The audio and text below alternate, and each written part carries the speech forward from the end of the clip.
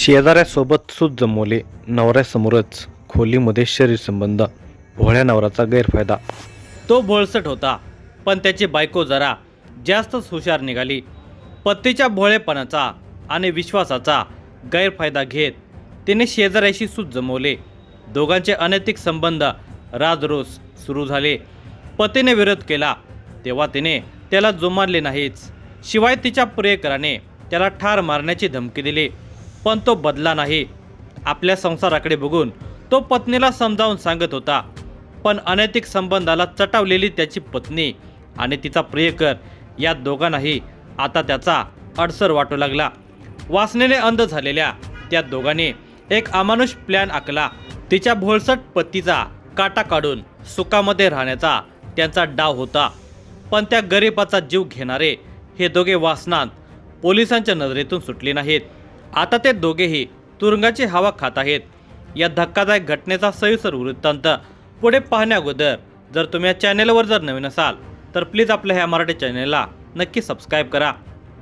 अहिल्यानगर जिल्ह्याच्या राहुरी तालुक्यातील पूर्वेकडील सोनगाव या गावाजवळील धानोरे येथील शेतकरी जनार्दन बाळाजी दिघे वय वर्षे 70 यांची बहीण परिगाबाई किसन थोरात, राहणार उक्कलगाव, तालुका श्रीरामपूर, हिला एकंदर 3 मुले.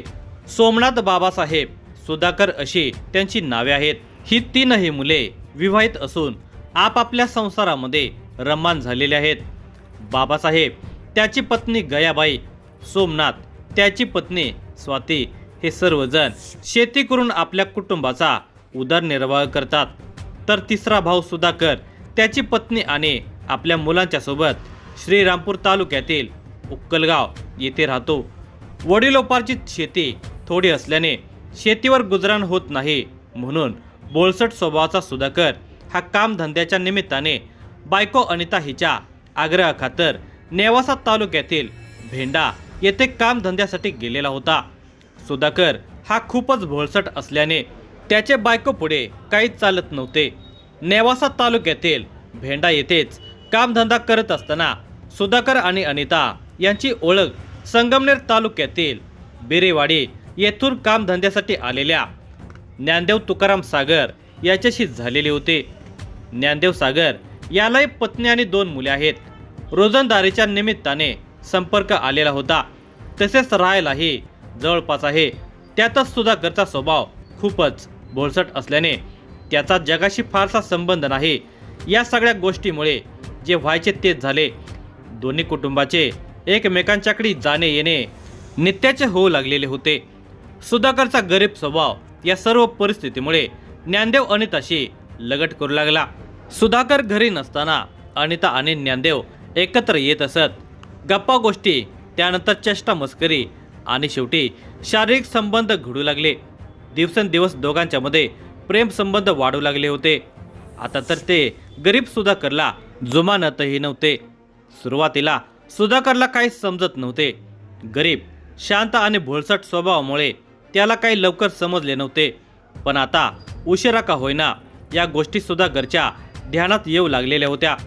आपले बायको बिघडत चाललेले आहे हे लक्षात आल्यावर बायका पोरांना घेऊन तो आपल्या उक्कलगाव आलेला होता. त्याने पूर्वीचे काम सोडलेले होते. आता तो नेवासा तालुक्यातील नेवासा श्रीरामपूर रस्त्यावरील उरथळ येथील हॉटेल दुर्गामाता येथे कामाला लागलेला होता. सुधाकरने बायको अनिताला ज्ञानदेव समवेत असलेल्या संबंधावरून झापले होते. त्या दोघांना अनिता आणि ज्ञानदेव यांना कळले होते की आपल्या अनैतिक संबंधाचे बिंग फुटले आहे. त्यामुळे सुधाकर आपल्याला विरोध करत आहे. सुधाकरला एक दिवस ज्ञानदेवने दम दिला होता. तू तुझी पत्नी अनिताला सोडून दे. तिचे आणि माझे प्रेम संबंध आहेत. तू तिला सोडलं नाहीस तर आम्ही दोघे मिळून तुला जीवेत ठार मारून टाकू, अशी धमकी ज्ञानदेवने सुधाकरला त्याचे मामा जनार्दन दिघे यांच्यासमोर दिले असल्यामुळे आता हे प्रकरण खूपच पुढे गेले आहे याची खात्री सुधाकरच्या नातेवाईकांना पटली होते. तरी त्याच्या मामाने जनार्दन दिघे यांनी अनिता आणि ज्ञानदेव याला समजावून सांगितले होते. मात्र त्याचा फारसा परिणाम त्या दोघांच्यावरही झाला नव्हता. त्यांचे लपडे सुरूच होते. आपल्या प्रेम प्रकरणाला आता सुधाकर विरोध करू लागल्याने ज्ञानदेव आणि अनिता या दोघांनी सुधाकरला ठार मारण्याचा प्लॅन केला होता. ज्ञानदेव आणि अनिता या दोघांनी आपल्या लपड्याच्या रस्त्यातील काटा सुधाकर ह्याला हटवण्यासाठी गुरुवार दिनांक 22 जानेवारी 2026 हा दिवस निश्चित केला होता. ज्ञानदेवने सुधाकरला जीवे मारण्याची धमकी दिली असली तरी ज्ञानदेव त्याच्या संपर्कात होता. गोड बोलूनच त्याचा काटा काढायचा आहे हे त्याने ठरवलेले होते. मात्र या गंभीर गोष्टी सुधाकरच्या डोक्यामध्ये येत नव्हत्या. ज्ञानदेवने सुधाकरला शुक्रवारी आपण राहुरी तालुक्यातील वरशिंदे येथील तुझ्या बहिणीला भेटायला जाऊ, माझे पण तिकडे एक काम आहे, तू तुझ्या हॉटेल मालकाला सांगून सुट्टी काढ असे सांगितले होते. ज्ञानदेवने सांगितल्याप्रमाणे सुधाकरने आदल्या दिवशी गुरुवारी बाहेर जाण्याचे नियोजन केले होते. त्या दिवशी गुरुवार दिनांक 22 जानेवारी 2026 रोजी सुधाकर सकाळी नेहमीप्रमाणे हॉटेलवर होता. त्यांना दुपारी निघायचे होते. सकाळी 8 वाजण्याच्या सुमारास सुधाकरला त्याचा मामा जनार्दन दिघे यांचा मुलगा बाबासाहेब दिघे याचा फोन आला. त्याने सुधाकरला विचारले, कुठे आहेस? त्यावेळी त्याने सांगितले की मी हॉटेलवरच आहे. इकडच्या तिकडच्या गप्पा मारल्यानंतर त्याने फोन बंद केला. बाबासाहेबने दुपारी 4 वाजण्याच्या सुमारास पुन्हा सुधाकरला फोन केला. त्यावेळी त्याने सांगितले की तो औषध उपचारासाठी त्याच्या ज्ञानदेव सागर या मित्रासोबत बाहेर जात आहे. त्यानंतर बाबासाहेबने सुधाकरला फोन लावला. त्यावेळी त्याचा मोबाईल बंद लागत होता. त्यामुळे बाबासाहेबने आता सुधाकरची बायको अनिताला फोन केला होता. तेव्हा अनिता त्याला म्हणाली, भाऊजी ते राहुरी तालुक्यातील वरशिंदे येथे बहिणीकडे गेले आहेत. आपला भोळसट भाचा सुधाकर आणि त्याची चारित्र्यहीन बायको अनिता यामुळे मामा जनार्दन दिघे यांना नेहमी त्याची काळजी लागून राहत होती. इकडे ज्ञानदेव सागर आणि अनिता यांचं लफडं जोरात सुरू होतं. आता फक्त सुधाकरचा काटा काढणे बाकी होतं. सुधाकर वरशिंदे येथे बहिणीकडे गेला याची आवय अनिताने उठवली होती. ठरल्याप्रमाणे ज्ञानदेव सागर मोटारसायकलवरून सुधाकरला घेण्यासाठी दुर्गामाता हॉटेलवर गेलेला होता. दुपारी 4 वाजण्याच्या सुमारास ज्ञानदेव सागर आणि सुधाकर हे वरशिंदे येथे बहिणीकडे जाण्यासाठी तसेच औषध उपचारासाठी निघाले होते. सुधाकरला काय माहिती, तो अखेरच्या प्रवासाला ज्ञानदेव बरोबर जात आहे. तो भोळसट असल्याने या गोष्टी त्याच्या ध्यानात येत नव्हत्या. त्याचाच गैरफायदा ज्ञानदेव आणि अनिताने घेतलेला होता. उरथळ येथील हॉटेल दुर्गामाता येथून 4 वाजता ज्ञानदेव सागर हा सुधाकरला घेऊन मोटारसायकलवरून राहुरीच्या दिशेने निघाला होता. त्याला अंधार पडायच्या सुमारास सुधाकरला मारायचे होते. त्यामुळे तो टाइमपास करत आणि गप्पा मारत निघाला होता. श्रीरामपूर, बेलापूर, राहुरी फॅक्टरी आणि या मार्गाने ते निघालेले होते.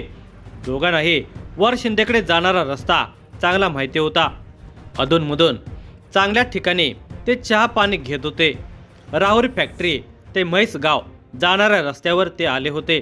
त्यावेळी 6 वाजून गेलेले होते. बऱ्यापैकी अंधार पडलेला होता. ज्ञानदेव सागरला राहुरी तालुक्यातील या भागाची चांगलीच माहिती असल्याने त्याने त्या धोरणाने सुधाकरला मारण्याचे प्लॅनिंग केलेले होते. राहुरी फॅक्टरीतून निघाल्यानंतर चिंचविहीर आणि पुढे कलागर या डोंगराळ भागामध्ये आल्यानंतर ज्ञानदेव सागर याच्यामधील राक्षस जागा झाला. अंधार पडला होता.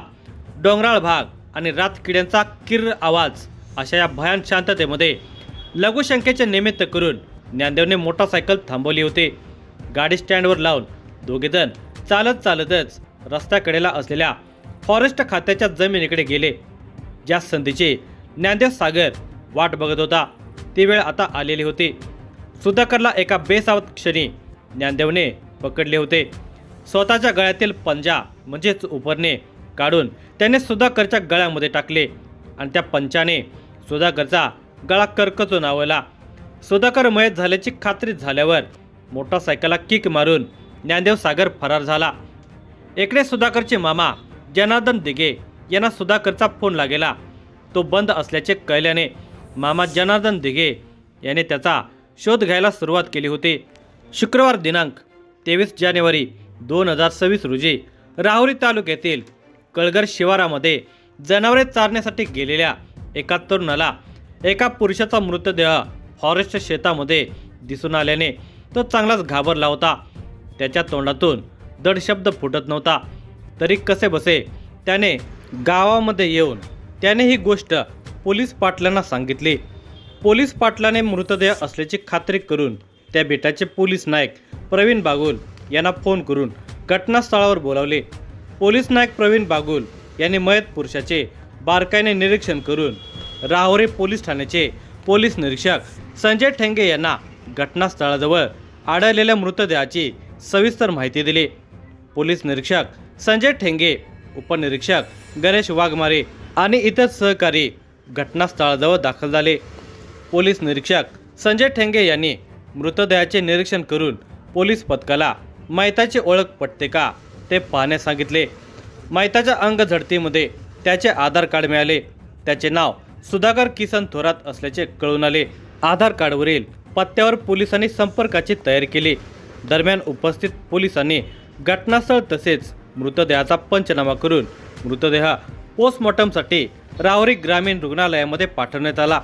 पोलीस निरीक्षक संजय ठेंगे यांनी या घटनेची माहिती DYSP जयदत्त भवर तसेच अप्पर पोलीस अधीक्षक सोमनाथ वाघचौरे यांना दिले. त्यांनी तत्काळ घटनास्थळ आणि सर्व परिस्थितीचे निरीक्षण करून राहुरी पोलिसांना मार्गदर्शन केले. त्यांनी एकंदर परिस्थिती बघितली. दरम्यानच्या काळामध्ये राहुरी पोलिसांनी आधार कार्ड तसेच मयताजवळील इतर कागदपत्रे व मोबाईलवरून त्याच दिवशी संध्याकाळी 6 वाजण्याच्या सुमारास मयताच्या नातेवाईकांना फोन करून सुधाकर थोरात याचा मृतदेह कनगरच्या जंगल परिसरामध्ये आढळून आल्याचे कळवले होते. त्यामुळे सुधाकर थोरातचे मामा जनार्दन बाळाजी दिघे वय वर्ष 70 हे नातू राहुल दिघे याला घेऊन राहुरीमध्ये आले. त्यांनी समक्ष राहुरी ग्रामीण रुग्णालयामध्ये जाऊन मृतदेह बघितला. तो सुधाकरचाच होता. त्याच्या गळ्यावर काळावरण होता. त्यामुळे त्यांची खात्री पटली की सुधाकरचा खून त्याची बायको अनिता आणि तिचा प्रियकर ज्ञानदेव सागर यांनी अनैतिक संबंधातून केला आहे. त्यामुळे ते तत्काळ राहुरी पोलीस ठाण्यात गेले. तेथे जाऊन त्यांनी स्वतः फिर्याद दिली. त्यांच्या फिर्यादीवरून आरोपी ज्ञानदेव तुकाराम सागर व अनिता सुधाकर थोरात यांच्या विरुद्ध गुन्हा रजिस्टर नंबर 67/2026 नुसार भारतीय न्याय संहिता कलम 61(2)(35132 अन्वये दिनांक 24 जानेवारी 2026 रोजी रात्री 11 वाजण्याच्या सुमारास गुन्हा नोंद केला. राहुरी ग्रामीण रुग्णालयातील वैद्यकीय अधिकाऱ्यांनी सुधाकर थोरातचा मृतदेह अहिल्यानगर येथील सिव्हिल हॉस्पिटलला रेफर केला आणि त्यांनीही तो पुणे येथून ससून रुग्णालयाकडे रेफर केला. गुन्हा दाखल झाल्यानंतर अहिल्यानगरचे पोलीस अधीक्षक सोमनाथ घारगे, अप्पर पोलीस अधीक्षक सोमनाथ वाघचौरे, उपअधीक्षक जयदत्त भवर, पोलीस निरीक्षक संजय ठेंगे यांच्या मार्गदर्शनाखाली उपनिरीक्षक गणेश वाघमारे आणि इतर सहकाऱ्यांचे एक पथक तयार केले. आरोपी ज्ञानदेव सागर व अनिता थोरात यांना दोघांच्या घरातून अटक केली. त्यांना राहुरी न्यायालयामध्ये हजर केले असता दिनांक 31 जानेवारी 2026 पर्यंत पोलीस कोठडी सुनावली होती. पुढील तपास राहुरी पोलीस करत आहेत.